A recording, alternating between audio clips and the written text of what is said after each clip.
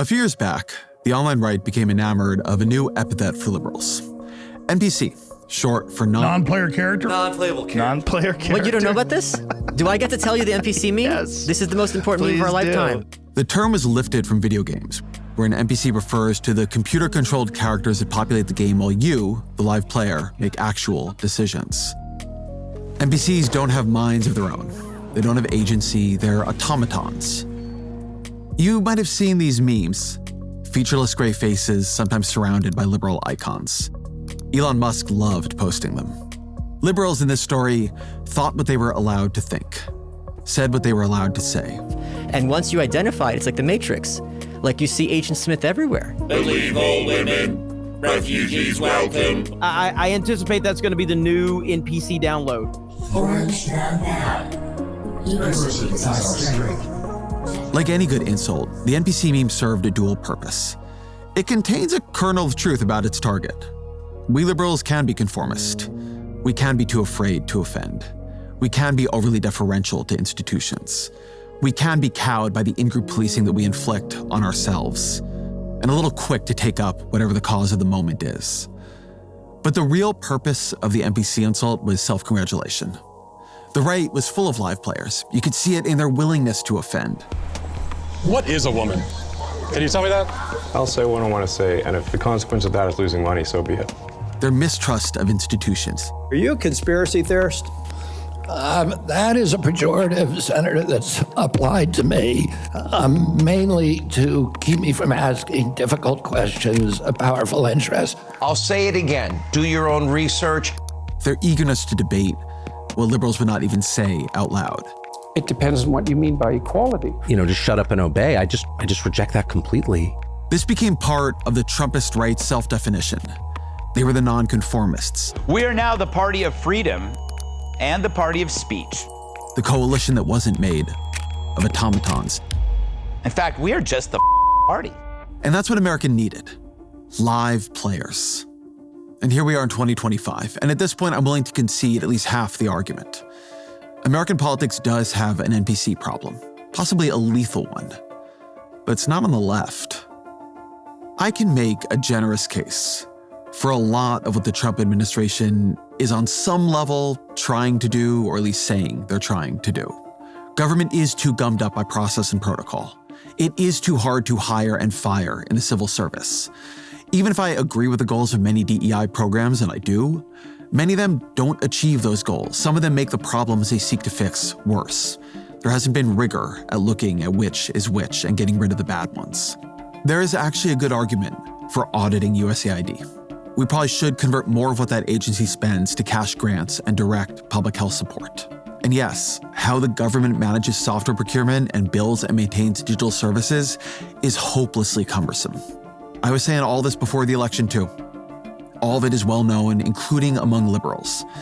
Many liberals have spent a lot of time trying to think about how to fix these problems. And so it is a genuine failure of Democrats that they did not put more energy into making the government faster and better and more responsive when they were in charge. How the hell did the Biden administration pass $42 billion for broadband in 2021? Let us agree, in the 21st century in America, high-speed internet is not a luxury, it is a necessity. And have basically nothing to show for it by November of 2024. That is a Wawa station back there behind me. They recently got $733,000 to build an EV charging station. Unfortunately, all you see right now are gas pumps, though. How did they get $7.5 billion for electric vehicle chargers, but only build a few hundred of them by the end of their term? It seems that everything is going a little slower than anybody thought. Why is it all so slow? Democrats became champions of a government that often didn't work. And that's part of the reason Trump won. Not the only reason, not the biggest reason. It's not as important as the price of eggs. But when people feel the government isn't working, the party promising change beats a party rallying in defense. When Elon Musk says that the election gave Republicans a mandate for reform, he's not totally wrong. You couldn't ask for a stronger mandate from the public. To have a majority of the public voting for President Trump. We've won the House, we won the Senate. The people voted for major government reform. There should be no doubt about that. But look at how Musk justifies that mandate. The proof is that Republicans control the House and the Senate. So why not write some bills? Sure, Republican majorities are narrow, but bipartisanship here, it wasn't out of the question. Democrats were defeated and ready to deal. Their own voters wanted them to deal. A January poll by CBS and YouGov found that 54% of Democrats wanted their congressional representatives to work with the Trump administration. 1 month later, February, and now 65% want all-out opposition.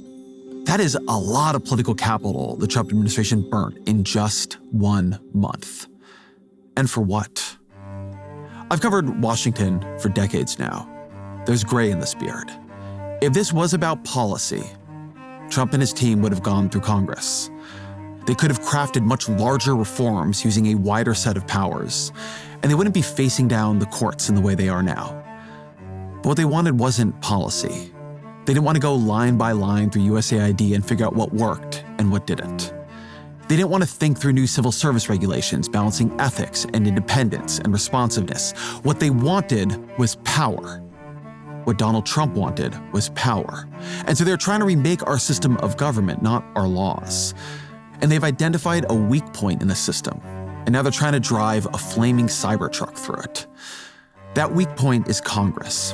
And the reason the Trump administration might succeed in taking Congress's power is that they have turned congressional Republicans into NPCs. The vulnerability in the system here goes way back. In Federalist 51, James Madison set out the challenge he and his colleagues faced in writing the Constitution. He said, "In framing a government which is to be administered by men over men, the great difficulty lies in this. You must first enable the government to control the governed, and in the next place oblige it to control itself." So how does a government control itself? The founders' idea was that it controls itself through internal competition between independent branches, each of which wants to protect its own power. Ambition must be made to counteract ambition, Madison wrote. But one branch was unquestionably designed to be stronger than the others. Congress controls the money. Congress can overturn presidential vetoes. Congress can impeach federal judges, cabinet officers, and the president. Why was Congress made so strong? Because Congress reflects a second, and in some ways the more important and enduring form of fracture the founders imagined. Our political system was designed to fracture power by place. Senators are elected by states. The House is sliced up into geographically bound districts. That ultimately is what members of Congress are supposed to represent: the particular needs of a particular group of voters in a particular place. And so power would be fractured. It can never nationalize into just one force. The framers of the Constitution got a lot right, but they got a lot wrong. And one of the big things they got wrong was visible almost immediately. The founders imagined a political system free of political parties. But for much of American history, their second assumption held.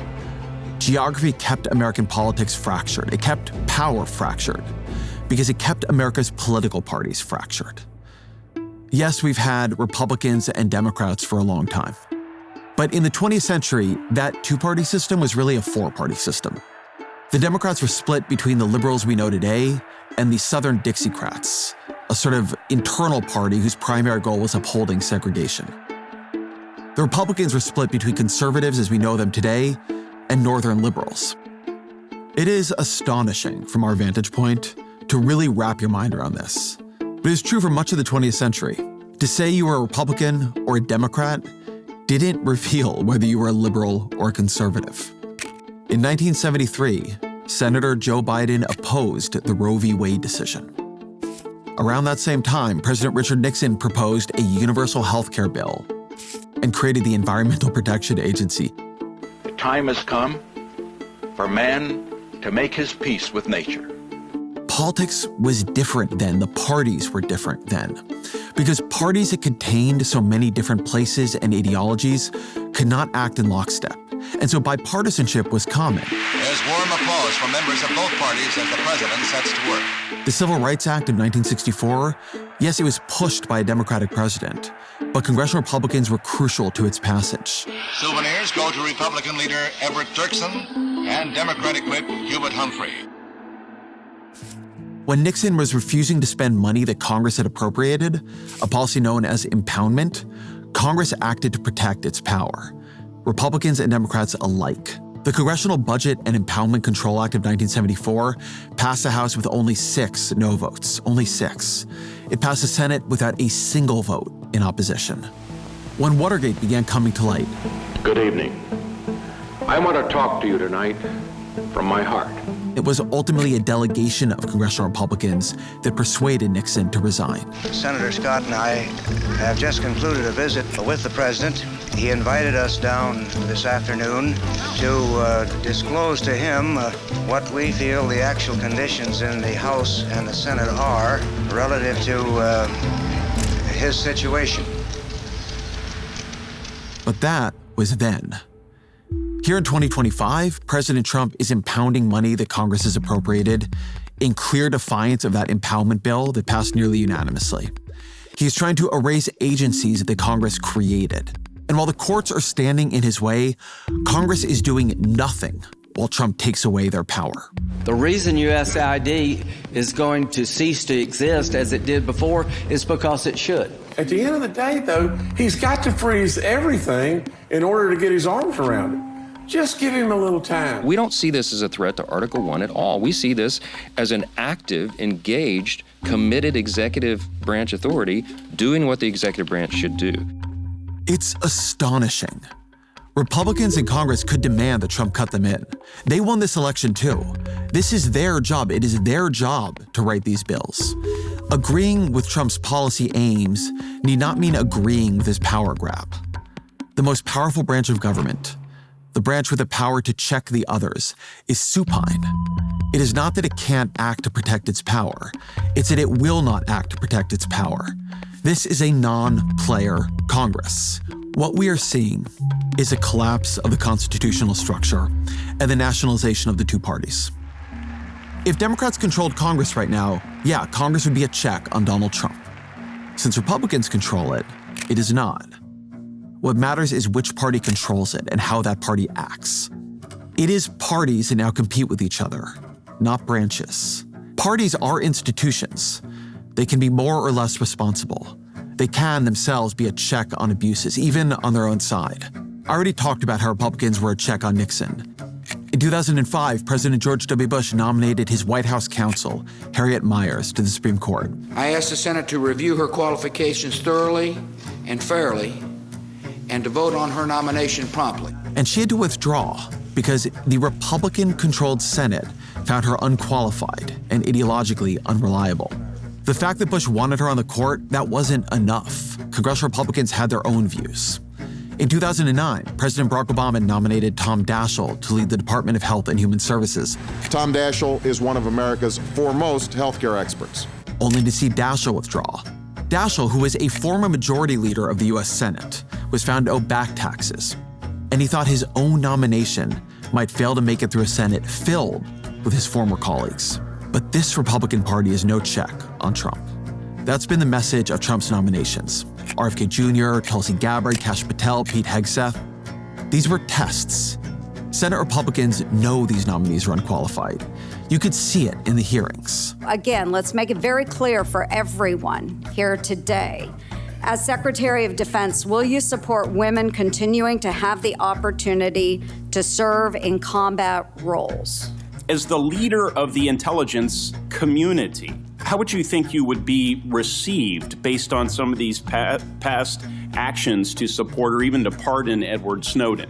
I'm a doc. Convince me that you will become the public health advocate, but not just churn old information so that there's never a conclusion. Senate Republicans don't want to vote for these nominees. Not one of them got into politics to confirm Robert F. Kennedy Jr., who ran for president in 2023, 2 years ago, as a pro-choice Democrat, as Secretary of Health and Human Services. But Trump knows what he's doing. You force people into submission early, and soon it becomes a habit. Congressional Republicans have their reasons for bowing to him. Washington is aflame with talk of the primary challenges that Elon Musk will fund against any Republican who makes trouble for Trump. All of them fear that Trump will personally weigh in against them in a primary. What an unbelievably strange life. To rise as far as they have in politics, to wield as much power as they could, and to be as afraid as they are. The NPC critique got something right. There are real dangers to conformity. Political parties, even presidential administrations, are stronger when they can hear contrary voices. Musk using his billions to scare congressional Republicans into supporting everything Trump does. Yeah, it makes Trump look stronger now. It might make him and the country a whole lot weaker later if those same nominees fail and he is blamed for the disaster. Or if the Treasury payment system breaks and he is blamed for the chaos. In the short term, having unanimity makes you look strong. In the long term, success is what makes you strong. It would be good right now. Good for their party, good for the country. If Republicans displayed the values they once claimed to prize, a willingness to offend their own side, a mistrust of institutional authority, an eagerness to debate the questions that those in power do not wish to see debated. But we are seeing none of that. This is the NPC problem we actually face. A non-player Congress driven by Republicans who serve Trump's ambitions first. Congressional Republicans who have gone quiet. We are left relying on the courts, and yeah, that may work. But this is not the system working. It's the system failing.